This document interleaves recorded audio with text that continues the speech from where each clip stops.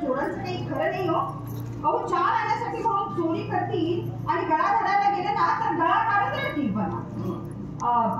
हे पहा, मी आज पाणी मांडायला जाते आणि अलकाबाईने इथे पाठवून देते. म्हणजे मग तुम्हीच सांगा त्यांना काहीतरी समजावून. हो हो हो विमानेबाई, काय कोंबडी आणि मासे आहेत वाढायला जमतील ना?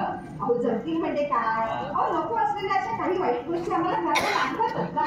आता समाजसेवी म्हटलं की हे सगळं वाटतं करावंच लागतं. आलेच जरा पाठवून दे. अलकाबाई,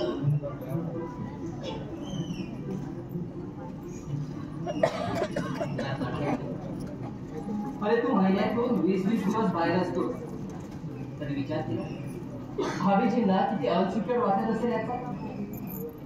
अरे नोकरीच तशी आहे तर मी तरी काय करणार?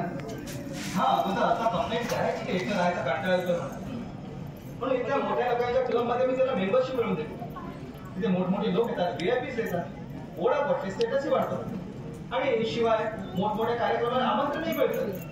वो सब ठीक है रे, पर तू ये नौकरी छोड़ क्यों नहीं देता? तेरे जैसे तो बहुत चांसेस है मुंबई में. नाही शक्य. तरी नोकरी सोडणं मला शक्य नाही आणि मी म्हणतो कशाला सोडायची. आणि आता तर माझं प्रमोशन सुद्धा ड्यू आहे आणि अशा वेळी कंपनी सुट्टी घेणं सुद्धा पाव आहे.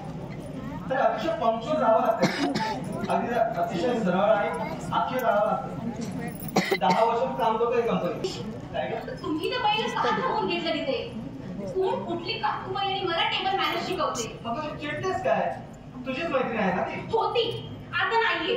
ताटात उजव्या पानात चटणी, डाव्या पानात कोशिंबीर, वरच्या हातावर भाजी कसं वाढायचं अशा थाटात मला ती शिकवते. हो हो शिकवत्या. म्हणजे काय आहे, डाव्या बाजूला कोरडी, उजव्या बाजूला खिमा आणि वरच्या बाजूला तळलेलं पापलेट. बरोबर आहे की खान साहेब? यात काय चुकलं का काही माझं? हो खान नाही, शेख. हा ते असू दे काय. पण मी म्हणत होते, अहो आपले गोष्टी असू दे का जोशी असू दे,